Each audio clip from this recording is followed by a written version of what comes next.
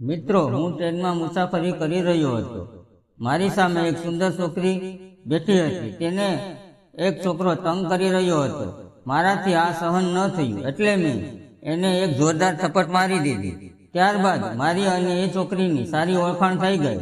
ટ્રેનમાં બાકીના મુસાફરો ઉતરી ગયા હતા, પરંતુ અમારી મુસાફરી હજુ શરૂ હતી. હવે ટ્રેનમાં ફક્ત હું અને એ સુંદર છોકરી જ હતા. ટ્રેનમાંથી આવતા હવાના પવનથી એના વાળ ઉડી રહ્યા હતા. હું એની તરફ જોઈ રહ્યો હતો અને એ પણ મારી તરફ જોઈ રહી હતી. નમસ્કાર મિત્રો, મારું નામ પ્રવીણ છે અને હું પુણેથી એક સારી કંપનીમાં નોકરી કરું છું. એ વખત ઓફિસના કામના લીધે મારે મુંબઈ જવું પડ્યું. હું ત્યાં એક દિવસ રોકાયો અને જ્યારે ઓફિસનું કામ પૂરું થયું ત્યારે બપોરના 1 વાગ્યે હું પુણે પાછો આવવા મુંબઈ રેલવે સ્ટેશન પર પહોંચી ગયો. સ્ટેશન પર ખૂબ જ ભીડ હતી.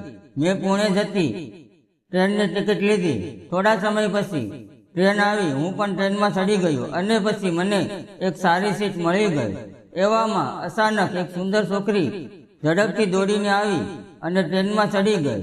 એ બેસવાની જગ્યા ગોતવા લાગી. હું એને જોઈ રહ્યો હતો. મારી સામેની સીટ પર ફક્ત એક જ જગ્યા ખાલી હતી. એ છોકરી આજુબાજુ જોઈને મારી પાસે આવી અને એ ખાલી જગ્યા જોઈ સીટ પર બેસી ગઈ. એની બાજુમાં એક છોકરો પહેલેથી જ બેઠેલો હતો. મારું ધ્યાન એ વાત પર ગયું કે એ છોકરો વારંવાર એ છોકરીને તાકતો હતો. એ છોકરી ખરેખર ખૂબ જ સુંદર હતી. એના કાળા લાંબા વાળ, નિખરાયેલો રંગ, આકર્ષણ ચહેરો. એ છોકરો પણ એના સૌંદર્યથી આકર્ષિત થઈ રહ્યો હતો. એમ લાગતું હતું કે એ જાણે જોઈને એને નજીક ઘસાઈને બેસવાની કોશિશ કરી રહ્યો હતો. વારંવાર એના હાથને સ્પર્શ કરવાનો પ્રયત્ન કરી રહ્યો હતો. હું આ બધું ખૂબ નજીકથી જોઈ રહ્યો હતો. એ છોકરીએ છોકરાથી થોડે દૂર બેસવાની કોશિશ કરી રહી હતી, પરંતુ ટ્રેનમાં ભીડ એટલી હતી કે એ શક્ય ન હતું. એની 1-2 વખત એ છોકરાને કહ્યું, થોડાક સાઈડમાં બેસો, મારી સાથે ચીપકીને ન બેસો, પણ છતાંય છોકરો એની વાતને અવગણના કરી રહ્યો હતો.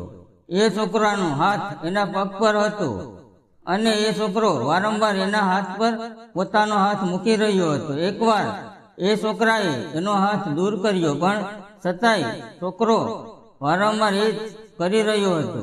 છેલ્લે એ છોકરીએ થોડા ઊંચા અવાજે કહ્યું. આસપાસના કેટલાક લોકો એની તરફ જોઈ રહ્યા, પણ કોઈ એ પ્રતિક્રિયા આપી નહીં. મને ખૂબ જ ગુસ્સો આવી ગયો. એટલે ભીડ હોવા છતાં કોઈ પણ એ છોકરીના સપોર્ટમાં કાંઈ બોલ્યું ન હતું. હું તરત ઊભો થઈ ગયો અને એ છોકરાને એક જ જોરદાર થપ્પડ મારી. એ છોકરો મારી તરફ ગુસ્સેથી જોવા લાગ્યો. મેં એને કહ્યું, શરમ નથી આવતી? તને હું કેટલી વારથી જોઈ રહ્યો છું કે તું એના હાથ પર હાથ મૂકી રહ્યો છો. એણે તને 2-3 વાર કહ્યું કે દૂર બેસ, છતાં તું માનતો નથી. આ પછી બાકીના લોકો પણ એ છોકરાને ધિક્કારવા લાગ્યા. બાજુમાં બેઠેલા એક વૃદ્ધ બોલ્યા, તું ઊભો થા, હું ત્યાં બેસીશ. ત્યારબાદ એ છોકરો ઊભો થઈ ગયો અને વૃદ્ધ એના સ્થાને બેસી ગયો. એ છોકરો જઈને બીજી સીટ પર બેસ્યો. હવે એની આંખો નીચે ઝૂકેલી હતી. મારા થપ્પડ મારવાથી અને એનું સમર્થન કરવાથી એ છોકરી મારી તરફ જોઈ રહી. એની મારી તરફ જોઈને એક હલકી સ્મિત આપી અને કહ્યું, થેન્ક યુ. મેં પણ એને સ્મિત આપ્યું. લગભગ 2 કલાકની મુસાફરી બાદ ટ્રેન એક સ્ટેશન ઉપર ઊભી રહી. ત્યાં ટ્રેન લગભગ 10 થી 15 મિનિટ માટે ઊભી રહેવાની હતી. ટ્રેન ઊભી રહી ત્યારે મેં વિચાર્યું કે બહાર જઈને ક્યાંક ખાવા પીવા માટે લાવું. એટલે હું ઊભો થયો. એટલામાં એ છોકરીએ મારી તરફ જોઈને બોલી, હું પણ આવું? તમે બહાર જઈ રહ્યા છો? મને લાગ્યું કે એ થોડી ડરી ગઈ છે. મેં કહ્યું, ચાલો. અને એ છોકરી મારી પાછળ આવી. હું ટ્રેનમાંથી બહાર નીકળ્યો. બહાર એક વડાપાઉંની લારી હતી. મેં ત્યાંથી 2 વડાપાઉં પેક કરાવ્યા અને એને પૂછ્યું, તમે શું લેશો? સામે એક ડ્રેગન ફ્રૂટ વાળો વેચનારો ઊભો હતો. એણે કહ્યું, હું ડ્રેગન ફ્રૂટ લઉં છું. પણ એની સાથે સાથે ગયો અને એને ડ્રેગન ફ્રૂટ લઈ આપ્યા. એ પૈસા આપવાનો પ્રયાસ કરતી હતી, પણ મેં એને પૈસા આપવા દીધા નહીં. પછી અમે બંને પાણીની બોટલ પણ લીધી. પછી અમે બંને ફરી ટ્રેનમાં આવીને બેસી ગયા. હું જે વડાપાઉં લાવ્યો હતો તેમાંથી એક મેં તેને આપ્યું. એણે પહેલા કહ્યું મારે નથી જોતું, પણ મેં એને એક વડાપાઉં આપ્યું. એણે પૂછ્યું તમારું નામ શું છે? એણે કહ્યું મારું નામ કિરણ છે. મેં પૂછ્યું ક્યાં જઈ રહ્યા છો? એણે જવાબ આપ્યો હું પુણેમાં રહું છું. મુંબઈ માસીના ઘરે થોડા દિવસ માટે આવી હતી. પછી એણે મને પૂછ્યું તમારું નામ શું છે? મેં કહ્યું મારું નામ પ્રવીણ છે. એ બોલી શું કરો છો? મેં કહ્યું હું પણ પુણેમાં જ રહું છું. હવે ત્યાં જઈ રહ્યો છું અને એક કંપનીમાં નોકરી કરું છું. અહીં થોડા દિવસની ટ્રેનિંગ માટે આવ્યો હતો. આ રીતે અમારી બંનેની વચ્ચે થોડી વાતચીત થઈ. જેમ જેમ ટ્રેન પુણેની નજીક આવતી ગઈ એમ ટ્રેનમાં ભીડ ઓછી થતી ગઈ. જ્યાં અમે બેઠા હતા ત્યાં બધા મુસાફરો ઉતરી ગયા અને હવે ફક્ત અમે બંને ત્યાં બેઠા હતા. બારી પાસે બંને સીટ ખાલી થઈ ગઈ હતી, એટલે અમે બંને બારી પાસે જઈને બેઠા. હવે અમે સામે સામે હતા. એ બારીમાંથી બહાર જોઈ રહી હતી અને હું એની તરફ જોઈ રહ્યો હતો. હવામાં એના વાળ ઉડી રહ્યા હતા અને એ ખૂબ સુંદર લાગી રહી હતી.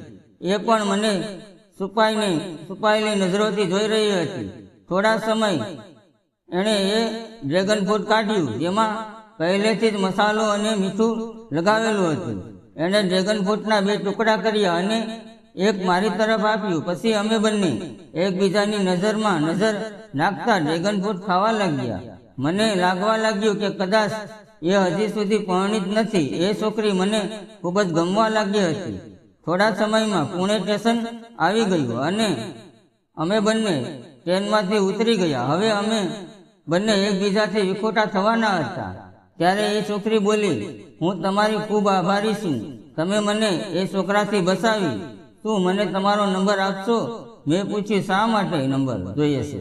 તો એણે કહ્યું કાંઈ નહીં, એમ જ ક્યારેક વાત કરવા. મેં કહ્યું બરાબર, અને મેં મારો નંબર આપી દીધો. પછી હું મારે ઘરે આવી ગયો. 2-3 દિવસ સુધી હું મારા કામ પર જતો રહ્યો, પણ કામમાં મન ન હતું લાગતું. વારંવાર એ છોકરી યાદ આવી રહી હતી. મારી પાસે એનો નંબર ન હતો, પણ એણે હજુ સુધી કોઈ કોલ કે મેસેજ નહોતો કર્યો. હવે 2-3 દિવસ વીતી ગયા. એક સાંજે હું ભોજન કરી મોબાઈલ પર ફિલ્મ જોઈ રહ્યો હતો. એટલામાં અચાનક વોટ્સએપ પર એક મેસેજ આવ્યો. હાય. મેં જોયું તો એ અજાણ્યા નંબરનો હતો. મેં પણ જવાબમાં હાય લખ્યું. પછી ક્યાંથી મેસેજ આવ્યો, હું કિરણ બોલી રહી છું. ત્યારે મેં લખ્યું મને લાગ્યું કે તું મને ભૂલી ગઈ. ત્યાંથી સ્માઇલ આવ્યો અને મેં પણ સ્માઇલ મોકલ્યો. આ રીતે અમારા બંને વચ્ચે સેટિંગ શરૂ થઈ ગયું. પછી ફોન પર વાતો પણ થવા લાગી. ધીમે ધીમે અમારા વચ્ચે એક સુંદર સંબંધ બની ગયો. એક અલગ અલગ પ્રકારનું આકર્ષણ, એક અલગ અલગ નિખરતા. એક દિવસ વાતચીત દરમિયાન મેં એને કહ્યું ચાલ ક્યાંક બહાર જઈએ. પછી અમે નક્કી કર્યું કે અમે બંને એક હોટલમાં મળીશું. સમયસર અમે બંને હોટલમાં મળ્યા. અમે બંને ખૂબ ખુશ હતા, જાણે કે એકબીજામાં ખોવાઈ ગયા હોય. અમે ગોલ્ડ કોફી લીધી, પણ એ એક કપમાં જાણે અમારો આખો પ્રેમ ભરાઈ ગયો હોય. હવે અમારા વચ્ચેનો વ્યવહાર થોડો જુદો થઈ ગયો હતો.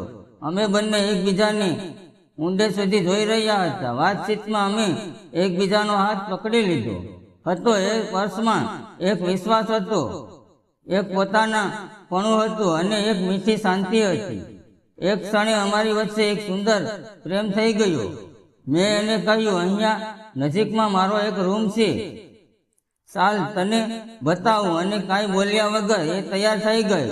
અમે મારા ઘરે ગયા. મારું ઘર ખૂબ સુંદર અને આરામદાયક હતું, જાણે શાંત સુખદ જીવન હોય એવું એણે મારું ઘર બહુ ગમ્યું. મેં એને ઘરમાં બધા રૂમ બતાવ્યા અને પછી અમે એક રૂમમાં બેસીને વાતો કરવા લાગ્યા. મેં એની તરફ જોઈને કહ્યું કિરણ, તું ખૂબ સુંદર છો.